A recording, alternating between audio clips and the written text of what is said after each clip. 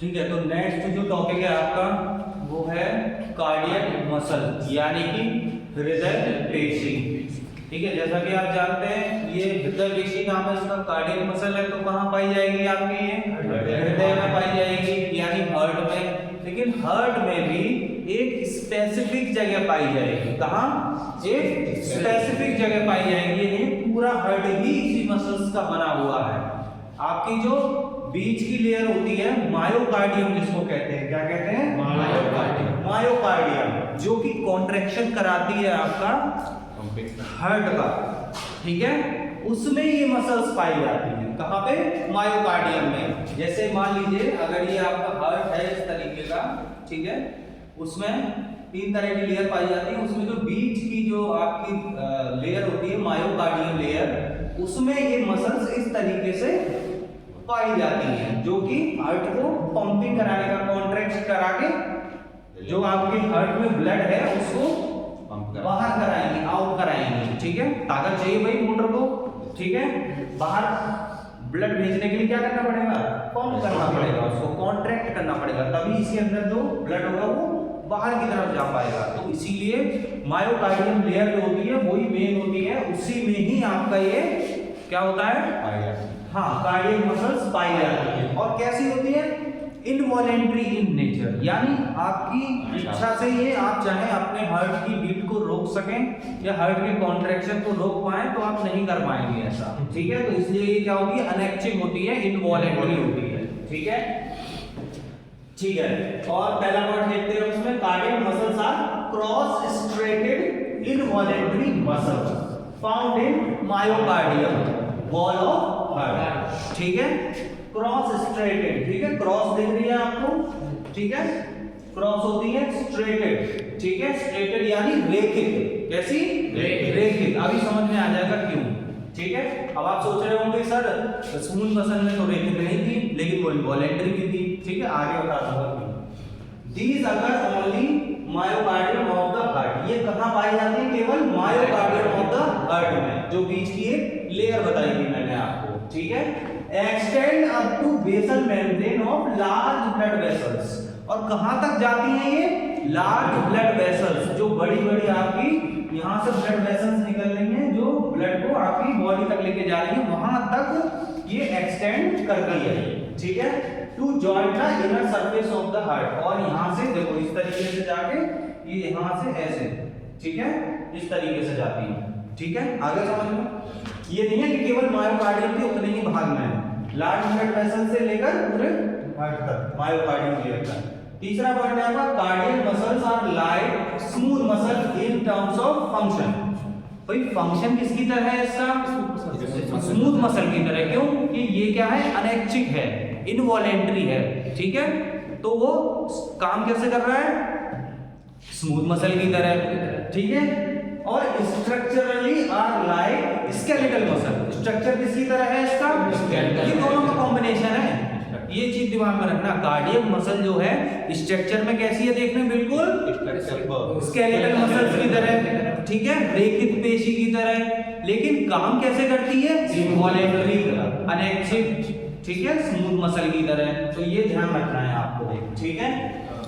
अच्छा, these muscles help in generating contraction which are automatic। ये muscles क्या होती हैं? कॉन्ट्रैक्शन क्रिएट करती हैं, जो कि कैसा होता है? ऑटोमेटिक होता है पहली बात तो, और रिदमिक होता है, रिदम। ठीक है, जिसको जब रिदम आपकी बिगड़ जाती है हार्ट की तो उसको कहते हैं कार्डियक एरिथमिया। ठीक है, या तो हार्ट बीट आपकी बहुत ज्यादा ऊपर जाएगी फिर नीचे जाएगी, नीचे में जा रही है तो एकदम नीचे जा रही है, फिर ऊपर जा रही है तो एकदम से ऊपर। रिदम बिगड़ जाती है हार्ट की, धड़कने की जो रिदम होती है वो बिगड़ जाती है। ठीक है, जो प्रॉब्लम होती है कार्डियक एरिथमिया में, तो ऑटोमेटिक अपने आप होगी कॉन्ट्रैक्शन, और एक रिदम में होगी। कैसी होगी? एक रिदम में। जैसे कि आप अपना जो नॉर्मल कंडीशन में बैठे हैं 5 मिनट से, और आप जब भी अपना वो चेक करेंगे क्या चीज? हार्ट बीट या ठीक है पल्स रेट, तो हमेशा आपका लगभग सेम ही आएगा। ठीक है, क्योंकि रिदम सेम चल रही है। क्या चल रही है? रिदम। हाँ, सेम रिदम चल रही है। Several cardiac muscle cells to join end to end in a linear fashion to form a cardiac muscle। कई सारी कार्डियक सेल्स जो होती हैं वो क्या करती हैं? एक लीनियर फॉर्म में एक दूसरे से जुड़ी होती है। जब आप स्ट्रक्चर देखेंगे तो आपको समझ में आ जाएगा अच्छे से, ठीक है। These cardiac muscles are partially divided into two or more branches। आप देख रहे हो इधर से ये ब्रांचेस जा रही हैं, तो इसमें दो से ज्यादा ब्रांचेस निकल सकती हैं आपकी जो कार्डियक मसल्स हैं, ठीक है। And are elongated in shape, elongated माने लंबी लंबी शेप से, ठीक है। Having irregular at the junction known as intercalated disc, ठीक है। एक इसमें क्या होती है, इंटरकैलेटेड डिस्क पाई जाती है, वहां पर जाके थोड़ी इरेगुलर सी हो जाती है। क्या हो जाती है वहां पर जाके? इरेगुलर सी हो जाती है, ठीक है। बाकी सब में बिल्कुल इलोंगेटेड रहेगी। साइज बेटा इसका लेंथ कितनी होती है, 100 माइक्रोमीटर से लेकर, ठीक है। लेंथ इसकी 100 माइक्रोमीटर है, और इसकी जब जैसे ये मसल है, इसकी लेंथ हो गई 100 माइक्रोमीटर, और इसका जो डायमीटर है, जो हमने इस तरह से नापा डायमीटर, वो कितना हो गया 15 माइक्रोमीटर, ठीक है।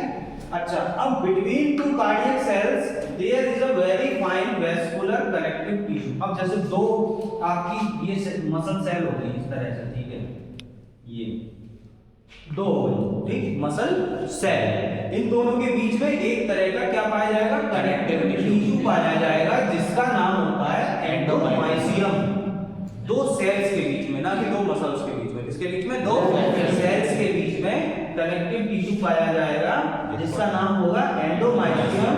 और ये कैसा होगा, हाईली वेस्कुलर होगा, यानी इसमें ब्लड सप्लाई बहुत अच्छे से होगी, ठीक है। हाईली वेस्कुलर यानी वेसल्स जो होंगी यहाँ पे बहुत ज्यादा होंगी, ठीक है।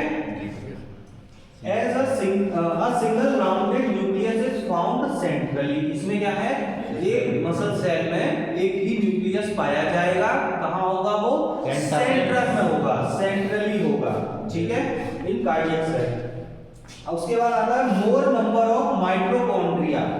अब इसको कॉन्ट्रैक्शन देखो, आप जब से पैदा भी नहीं होते हो, अंदर जब भ्रूण जो होता है, एम्ब्रियो होता है, उसका जो सबसे पहले हार्ट डेवलप होता है, क्या हार्ट बनता है, ठीक है। उसमें भी धड़कन आने लगती है, ठीक है।